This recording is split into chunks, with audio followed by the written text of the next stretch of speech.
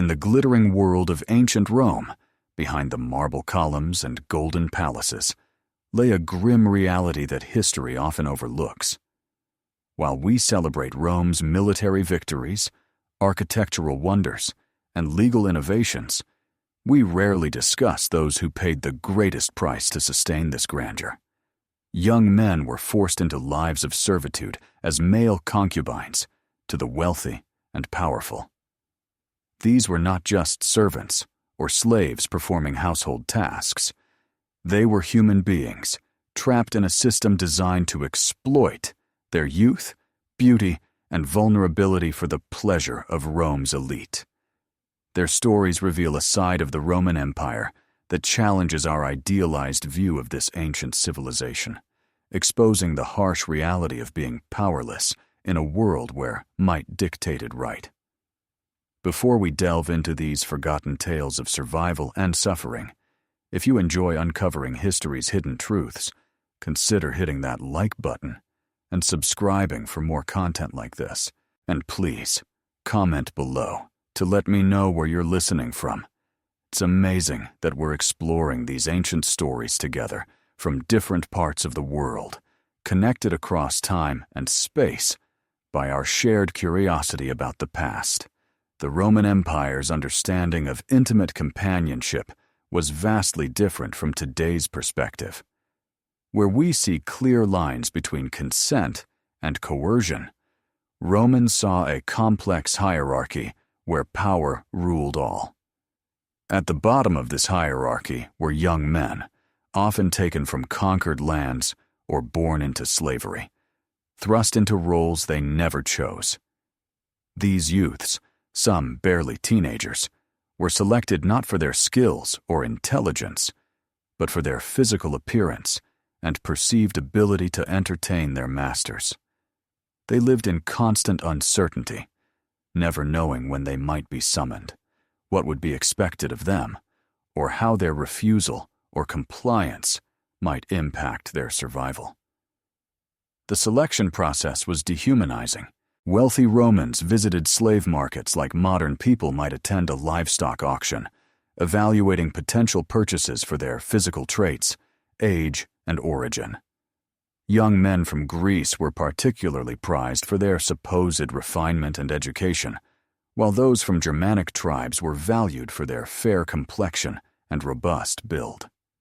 The buyers showed no empathy for the terror these young men must have felt, standing exposed and vulnerable while strangers debated their worth.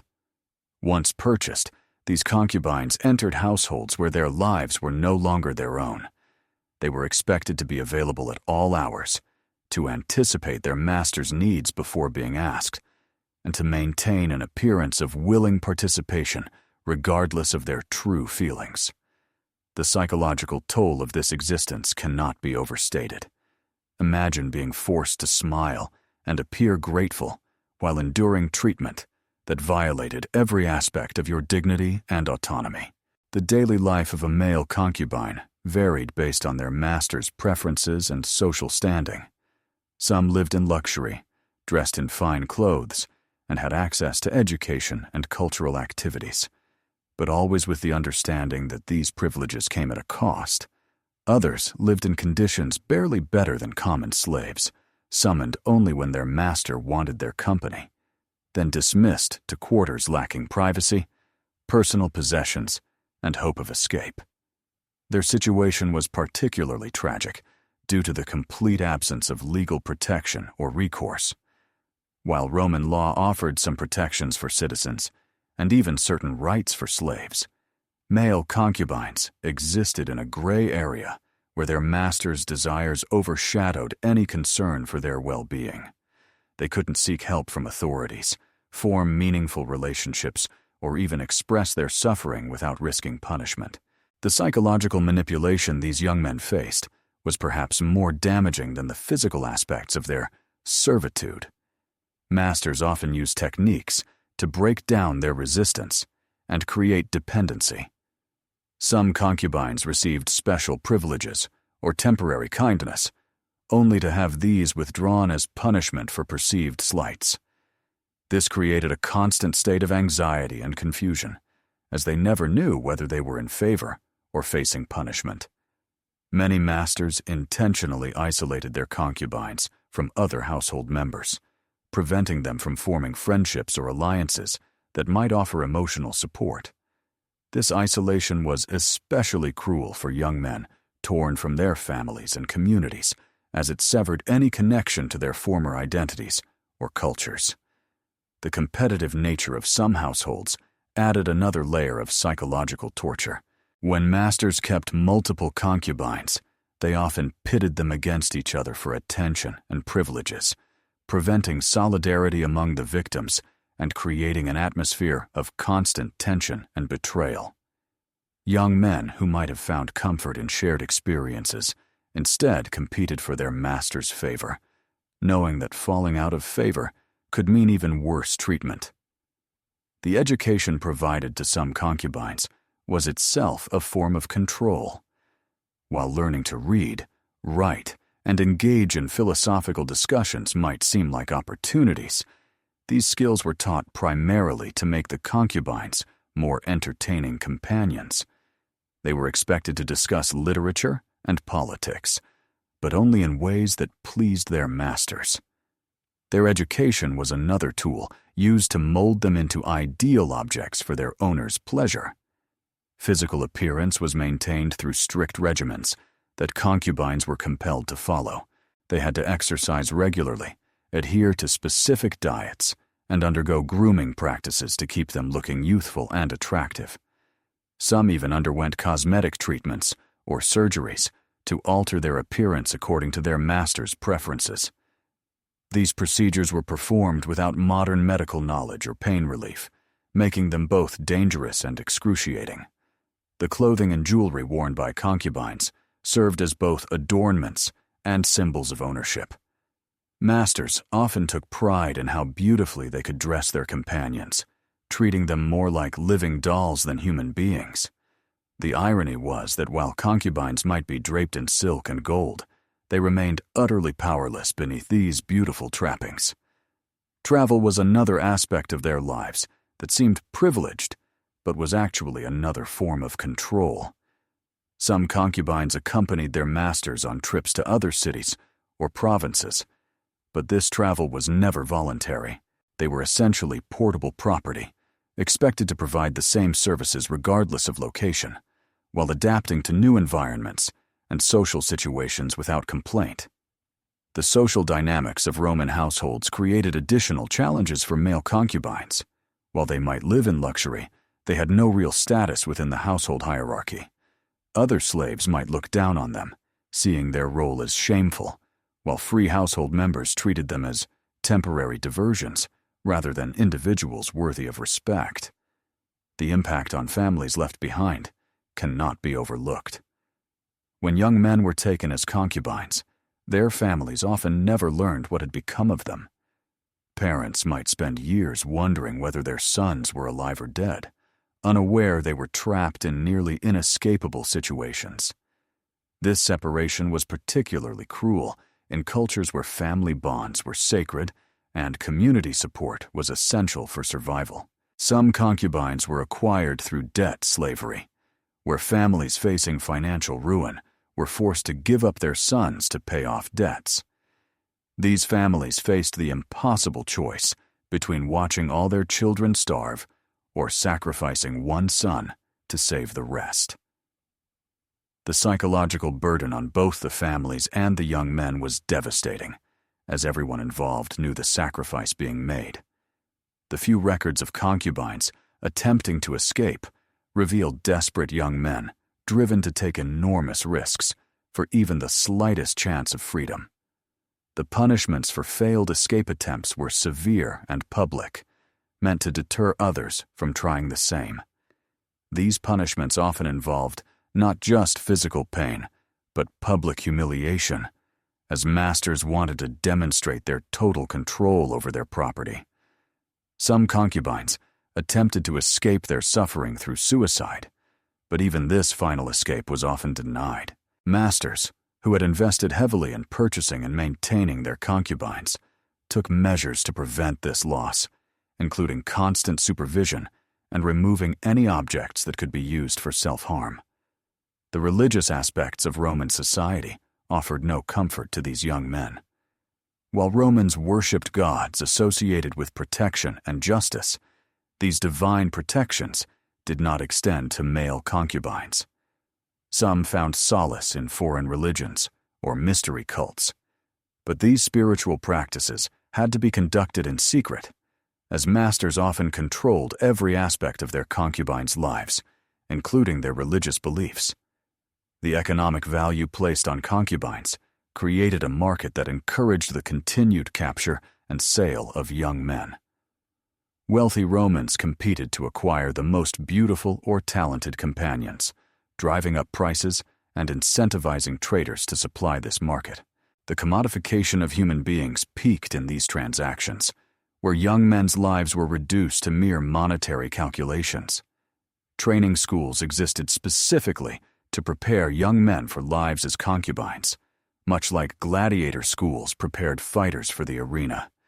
These institutions were as brutal as they were profitable, systematically breaking down their students' personalities and resistance while teaching them the skills expected by their future masters.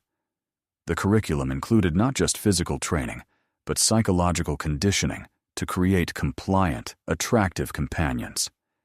The age at which young men entered this life varied, but many were still children when their fates were sealed. The developmental impact of growing up in such circumstances cannot be overstated. These boys never had the opportunity to form normal relationships, develop their own interests, or even understand what healthy human connections might look like. Regional differences in how concubines were treated reflected the diverse cultures within the Roman Empire, but none of these differences offered true protection or dignity. In some provinces, local customs provided slightly better conditions, while in others, the treatment was even harsher. However, regardless of location, the fundamental lack of freedom and autonomy remained constant. The retirement or aging of concubines presented another cruel aspect of their existence. Unlike other slaves who might eventually earn or buy their freedom, concubines who lost their physical appeal often found themselves discarded, with no resources or skills for independent survival. Some masters simply abandoned their aging companions, while others sold them to lower-status households, where conditions were often worse. The rare cases of concubines who managed to gain their freedom and achieve some success in later life stand out because they were so exceptional. These individuals often had to reinvent themselves, hiding their past, while overcoming the psychological damage of their earlier experiences. Their success stories, while inspiring, also highlight how unusual it was for anyone to escape this system intact. Medical care for concubines was provided not out of compassion, but to maintain their value as property. Masters wanted to keep their investments healthy and attractive, so they provided medical attention when necessary. However, this care was limited to maintaining appearance and function, with no regard for psychological well-being or long-term health consequences. The social acceptance of this system among Roman elites reveals much about the moral framework of ancient Rome. While Romans prided themselves on honor, duty, and virtue, these ideals only applied to free citizens of appropriate social status. The suffering of concubines was irrelevant to moral considerations, showing how completely they had been dehumanized in Roman society. Some concubines developed what we might now recognize as survival strategies, learning to read their master's moods, anticipate their desires, and navigate the complex social dynamics of their households. While these skills helped them avoid the worst punishments, they also required them to become expert actors, constantly performing contentment and gratitude while suppressing their true feelings. The seasonal patterns of Roman social life affected concubines' experiences as well. During major festivals and celebrations, they might be expected to participate in elaborate entertainments, while quieter periods might offer brief respites from constant attention. However, even these quieter times were marked by anxiety about when they might next be summoned. Communication with other concubines or slaves was often restricted, but when possible, these young men developed their own networks of support and information sharing. They learned to communicate through subtle gestures and coded language, sharing warnings about masters' moods or offering comfort during difficult times. These connections, while necessarily secretive, provided crucial emotional support in an otherwise isolating existence. The impact of this system extended beyond its immediate victims to influence Roman society as a whole.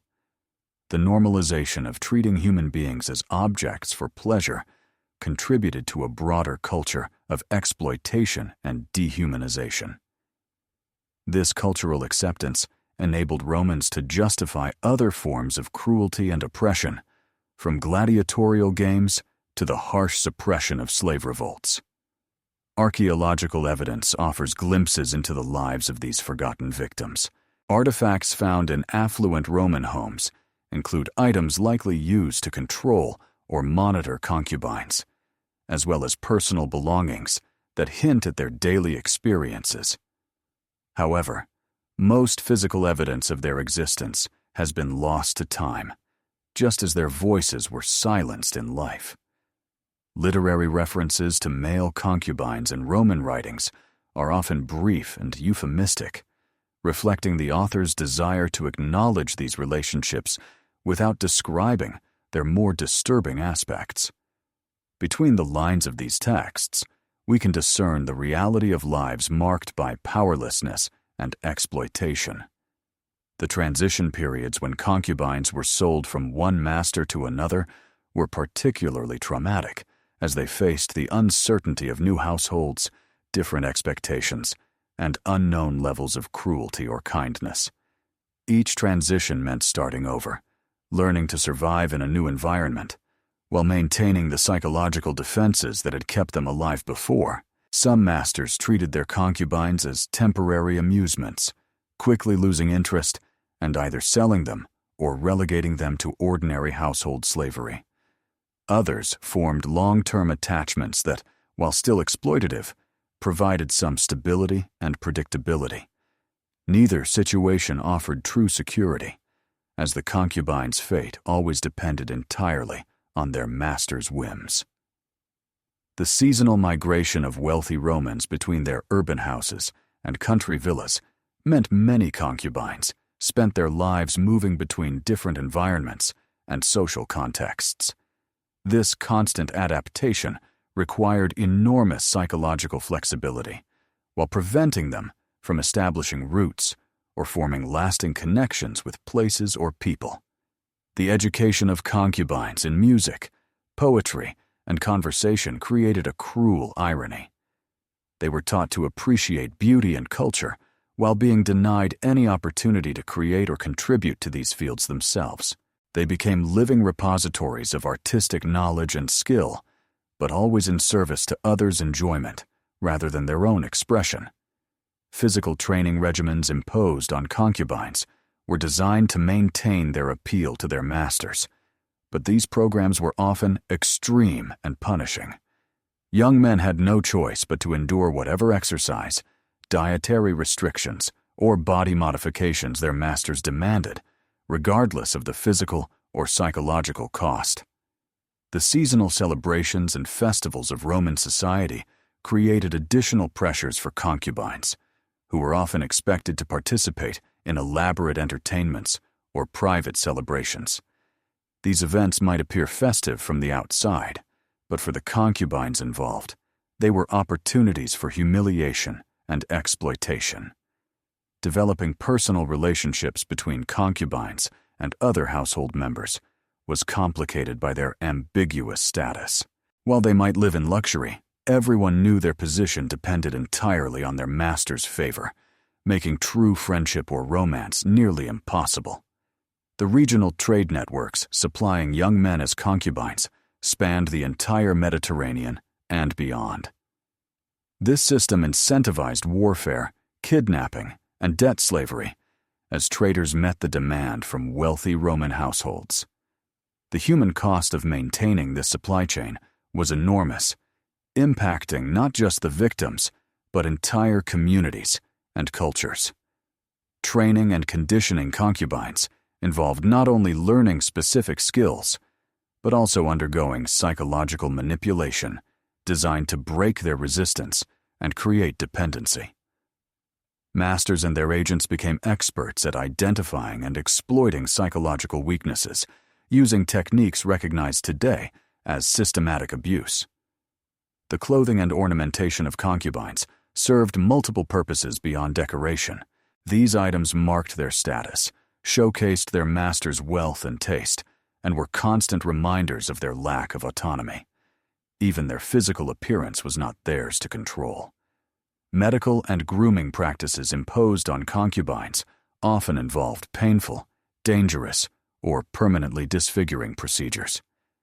These were performed without regard for the concubine's consent or comfort, treating their bodies as objects to be modified according to their master's preferences. The psychological impact of spending formative years in such conditions caused lasting damage to every aspect of these young men's lives. They never had the chance to develop normal concepts of consent, autonomy, or healthy relationships, making recovery extremely difficult, even if they eventually gained freedom. Social isolation prevented many concubines from developing the social skills and connections that might have helped them survive or escape. Often deliberate, this isolation was intended to prevent their property from forming alliances or receiving outside support. Economic calculations determining concubines' fates reduced humans to mere monetary values, with prices fluctuating based on age, appearance, skills, and origin. This commodification made it easier for masters to justify treating them as disposable objects rather than human beings deserving basic dignity and respect. The impact of normalizing such exploitation and dehumanization in Roman society reached far beyond the immediate victims. A culture that tolerated the systematic abuse of vulnerable young men was also likely to accept other forms of cruelty and injustice, contributing to the broader pattern of oppression throughout Roman history. The rare glimpses we see of resistance and rebellion among concubines reveal the desperate measures some took to affirm their humanity and dignity. These acts of defiance, often futile and harshly punished, show that the human spirit remained uncrushed even in the most oppressive circumstances. The religious and philosophical systems in Rome offered no real protection or comfort for these victims. While Romans debated complex ethical and virtuous questions, they seemingly saw no contradiction between these ideals and the systematic exploitation of powerless young men.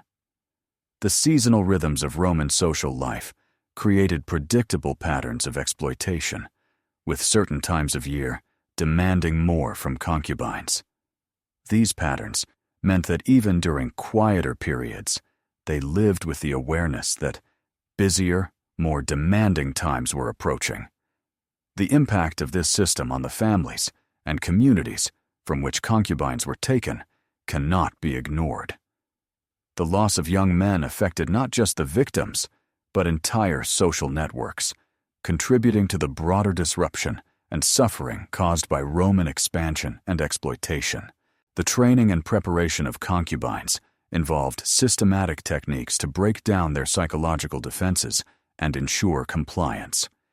These methods were refined over generations, creating a system that was both efficient and devastating. The legal framework in Roman society offered no real protection for concubines, treating them as property rather than individuals with rights. This legal invisibility made their suffering invisible as well, allowing masters to act with impunity while society looked away.